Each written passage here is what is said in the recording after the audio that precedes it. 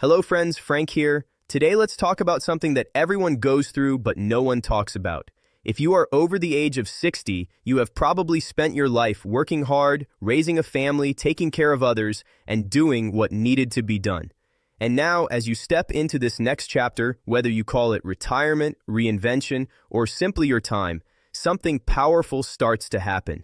You begin to realize that life is no longer about chasing more. It is about choosing better. But here's the truth most people do not talk about. Sometimes living better means letting go, not adding more to your plate, but taking things off of it. The habits, beliefs, and pressures that no longer serve you.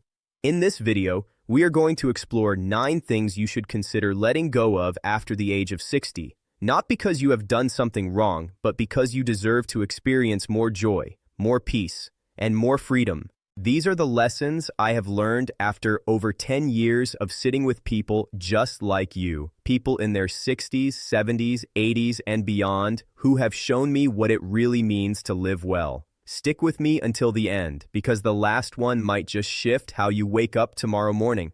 Let's begin. 1. Stop saving out of fear. Here is the first thing to let go of after the age of 60. Stop saving out of fear. Now, I know that might sound strange at first. After all, saving money is a habit many of us were raised with. Save for a rainy day. Save for retirement. Save just in case. And for most of your life, that mindset has served you well. But at a certain point, especially after 60, saving out of fear can start to hold you back. Let me explain. The purpose of saving money is to take care of your future self. It is a tool, a way to prepare for the life you want to live later on. But what happens when later is already here? What happens when you have saved enough? When your financial needs are covered and yet you still feel afraid to spend a dime. I have seen it time and time again. I once met a man who had over $2 million in his retirement accounts. He had no debt, a paid-off home, and more than enough to last the rest of his life. And yet every time his wife suggested taking a vacation, buying a camper, or even going out for a nice dinner, he would tense up. He would say, "What if something happens? What if we need that money later?" And I asked him gently, "What if you never use it? What if later never comes the way you expect it to?" That question stayed with him, and maybe it stays with you too. Saving money is important, but at some point you have to trust the life you have built. You have to give yourself permission to enjoy it, to take the trip, to buy the gift, to create the memory, not recklessly, not without thought, but without guilt. If you have planned well and your basic needs are covered, the money you have saved is not just for emergencies. It is for living. It is for connection. It is for joy. So today I want to offer you this shift. Instead of asking, "What if I run out?" start asking, "What is worth spending on while I still can?" Your time is now, not someday, not eventually. Now, 2, stop spending on what doesn't bring you joy. The second thing to let go of after the age of 60 is this. Stop spending money on things that do not bring you joy. Now that you have given yourself permission to spend, make sure you are spending on the right things. Too often we fall into patterns. We buy things out of habit, out of guilt, out of obligation. We try to keep up appearances or please others or fill some empty space we have not taken the time to name. But if you stop and really look, how much of your spending actually makes you happy? I once spoke to a woman in her early 70s. She told me that she used to spend thousands of dollars every year on clothes she never wore, gifts she felt pressured to give, and gadgets she bought because they were on sale. But the one thing she remembered most, a $600 flight to surprise her sister on her birthday. They laughed, cried, stayed up late sharing memories. And that weekend meant more to her than all those shopping trips combined. That is the difference between spending and spending well. After 60, your money should be aligned with what you value most. Maybe that is travel. Maybe it is giving to your grandchildren's education. Maybe it is weekly dinners with friends or that new reclining chair that helps your back feel better. Whatever it is, spend on that. Let go of the things that feel heavy, meaningless, or rushed. Let go of spending that comes from guilt or fear or the pressure to impress. You do not owe anyone an explanation for how you choose to enjoy your life. And remember, joy does not always come with a price tag. Sometimes the richest moments are the simplest ones. Sitting on the porch with someone you love, sending a handwritten letter, or walking in nature without your phone. So before you spend, ask yourself, is this helping me live the life I want? Or is it just noise? Spend with intention. Spend with heart. Because the goal is not to have less or more. It is to have meaning. 3. Stop trading time for money. The third thing to let go of after the age of 60 is this. Stop trading your time for money unless it still brings you meaning. For most of your life, time and money have been closely connected. You worked for a paycheck. You earned your living by showing up, putting in the hours, doing the job, even when it was hard, even when it was thankless. And that was necessary. It was how you built your life. But now you are in a different chapter. And in this chapter, time is your most valuable currency. Ask yourself honestly, are you still working because you love it or because you are afraid to stop? Does your job give you purpose or does it just keep you busy? I'm not saying you should retire just because you turned 60. If you still find joy in your work, if it gives you energy, structure, and connection, keep doing it. But do it by choice, not by habit or fear. One man I knew had been a high school teacher for over 30 years. When he turned 62, people kept asking him, "When are you going to retire?" And his answer was simple, "When I stop loving it." So he kept teaching until 67. Then one morning, he woke up and felt it. It was time. And he walked away with peace in his heart, not regret. That is what I hope for you. But I also see the other side. People who stay in jobs they do not enjoy simply because they do not know who they are without that role. People who are afraid to slow down because they have never been given permission to just be. Here is the truth. You can always earn more money, but you can never earn more time. Once today is gone, it is gone, and no paycheck can buy it back. So if your work still fulfills you, keep going with pride. But if it drains you, if it holds you back from the life you want to live, it may be time to let it go. You have traded time for money for long enough. Now it is time to trade time for meaning. Chapter 4. Stop putting off experiences. The fourth thing to let go of after the age of 60 is this. Stop putting off the experiences you've always wanted. How many times have you said, "I'll take that trip someday. I'll learn that skill next year. I'll start that adventure when things settle down." But here is the hard truth. Someday is not a day on the calendar. And for many people, someday never comes. I remember speaking with a couple who had dreamed of driving cross-country in an old Airstream trailer. They had the money. They had the time. But year after year, they kept saying, "Next summer." Then one winter, the husband had a health scare. Nothing life-threatening, but enough to make them pause. And that was the moment they realized. They had been waiting for permission that would never come. So they packed up, hit the road, and 6 months later, they told me it was the best decision they had ever made. Not because every day was perfect, but because they finally did it. That is the power of taking action.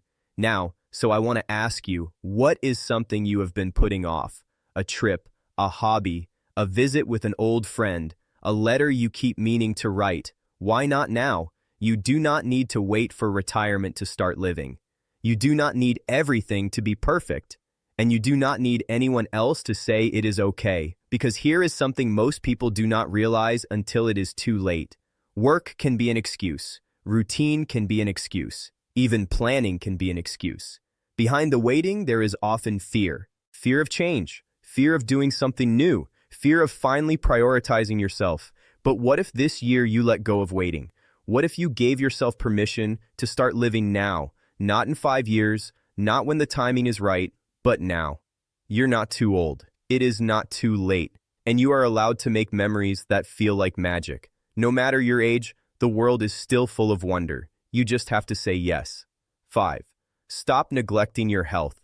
The fifth thing to let go of after the age of 60 is this. Stop neglecting your health. Now, I want to say this with love because I know this can be a sensitive topic, but it is one we have to talk about. A lot of people think of retirement in terms of how many years they might have left. 15 years, 25 years, maybe more. But the better question is this: how many healthy years do you have left? Because without your health, real lasting health, it does not matter how much money you have in the bank. It does not matter how many trips you've planned or how beautiful your retirement home is. If you do not have the energy or ability to enjoy it, it all starts to slip away. Let me ask you, would you rather have 20 million and feel sick, tired, and in pain every day? Or would you rather have just $1 million but feel vibrant, strong, and full of life? Most people, when they stop and think about it, would choose the second. But strangely, many of us live like we are chasing the first. Here is the good news. You do not need to overhaul your entire life to feel better. You do not need to become a marathon runner or switch to a strict diet overnight. Start small. Start by walking a little more each day, by choosing water instead of soda, by stretching in the morning, or joining a local fitness class that is designed for people your age. Even light strength training with guidance can do wonders for your balance, energy, and independence. This is not about losing weight or chasing youth. It is about keeping your freedom. It is about being able to play with your grandchildren, travel without pain, and wake up with energy instead of fatigue. Your body is your vehicle for the life you want. And just like any vehicle, it needs regular care. It needs maintenance. It needs love. So take care of yourself. Make that doctor's appointment you have been avoiding. Take that first walk around the block. Prepare one healthy meal this week, just one, because health is not about perfection. It is about momentum. And the best time to start is now. 6. Stop worrying about what others think. The sixth thing to let go of after the age of 60 is this: stop worrying about what other people think. Now let's be honest, for most of our lives, we have been shaped by the expectations of others. We try to be the good parent, the loyal employee, the reliable friend. We follow the rules. We do what is expected. But at some point, you have to ask, who am I living for now? I once had a client, a woman in her mid-60s who loved art. All her life, she had dreamed of taking a painting class, but she hesitated. She said, "What if I'm not good? What if people think it's silly at my age?" You know what I told her? So, what if they do? She took the class, and it changed everything. Not because she became a famous artist, but because she finally gave herself permission to do something for her. No apologies, no explanations. Here is something powerful I want you to remember. The older you get, the more freedom you earn to stop caring about the noise around you. You want to wear bold colors? Do it. You want to travel alone? Do it. You want to say no to family gatherings that exhaust you? You have that right. And this is not about being rude or self-centered. This is about living authentically. So, you do not look back with regret. There is a book written by a hospice nurse named Bronnie Ware. In it, she shares the top regrets of people at the end of their lives. Do you know what the number one regret was? I wish I had had the courage to live a life to myself, not the life others expected of me. Let that sink in. Because when you live by other people's standards for too long, you begin to disappear from your own life. So today, release the pressure. Let go of the need to impress. Say what you mean. Do what you love, and allow yourself to be seen fully, honestly, beautifully, just as you are. There's only one you, and it is never too late to show up for your own life. 7. Stop watching the doom and gloom. The seventh thing to let go of after the age of 60 is this: stop watching the doom and gloom, at least not every day. Now, this one might surprise you. Let me be clear. I'm not saying you should bury your head in the sand. Staying informed is important. Being aware of the world around you is part of being a thoughtful citizen.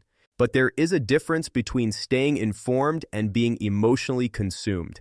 If you spend hours every day watching the news, no matter which channel, you might start to feel like the world is falling apart. And that constant stress, anxiety, and fear, it builds up. It wears on your body, it clouds your mind, it steals your peace. Here is something I often ask people. Have you ever met someone who said, "After watching 3 hours of cable news every night, I feel so much better about life"? Neither have I. But I have met plenty of people, dozens of them, who told me that once they stepped away from the nonstop news cycle, their mental health improved, their mood lifted. They were more hopeful, more present, more at ease. You see, most of the news you watch is not designed to inform you. It is designed to keep your attention, and fear is a powerful hook. The question becomes, is that where you want to spend your attention? After 60, you start to realize that your attention is one of your most valuable resources and you get to choose where it goes. You can focus on what is broken, or you can focus on what is still beautiful. There is still kindness in the world. There are still good people doing good things. There is still music, laughter, learning, growing, and love. So stay informed, yes, but not at the cost of your peace. Limit how much you take in. Turn off the television when you need to. Choose uplifting stories. Read from sources that respect your intelligence, not just your fear. And ask yourself, has watching this helped me take action? Has it improved my life? Or is it just making me feel helpless? Because after all the years you have lived, you deserve more than to sit in fear. You deserve peace, you deserve joy, and you deserve to spend your energy on things you can actually control. 8. Stop ignoring your financial plan. The 8th thing to let go of after the age of 60 is this. Stop ignoring your financial plan, but also stop obsessing over it. This is a delicate balance. On one side, you have people who avoid their finances completely. They say things like, "It's too overwhelming. I'll deal with it later." Or, "I don't even want to look at it." But here's the truth. Avoiding your financial plan does not make the problem go away. It makes it grow in the dark. After 60, it becomes even more important to have a clear understanding of what your money is doing. How much income do you need each month? What happens if your health changes? Are you protected from the unexpected? You do not need to be an expert, but you do need a plan. One that gives you peace of mind. Now let me speak to the other side, the people who only think about their finances. You know the type. Maybe you are one of them. They analyze every dollar. They ask, if I take a vacation, will that impact my tax efficiency? They delay joy because of a spreadsheet. Here is the problem with that. You did not save and invest just to look at your numbers on a screen. You did it to live. So yes, talk to your advisor, check your accounts, make sure the basics are covered, but then let go. Let your money do what it was meant to do. Support your life, not control it. A strong financial plan should give you confidence to say yes, not fear that keeps you frozen. I once told a client this, and it changed his entire perspective. The sign of a great retirement plan is not just a high account balance. It is a life well lived. So stop avoiding your finances out of fear. Stop obsessing over your finances out of anxiety, and start using your finances as a tool to build the life you want, one joyful, intentional decision at a time. 9. Stop living like you have forever. The 9th and final thing to let go of after the age of 60 is this. Stop living like you have forever. Now I say that not to scare you, but to invite you to live more fully, because by the time we reach our 60s, most of us have been touched by loss. Maybe you have lost a parent, a sibling, a friend. Maybe someone you loved deeply is no longer here. And in those quiet, sacred moments of grief, we are reminded of something we often forget. Life is not unlimited. We all know this in theory, but still we put things off. We wait for the right moment. We convince ourselves we will get around to it. But the truth is, you never really know how much time you have left, and that makes today incredibly precious.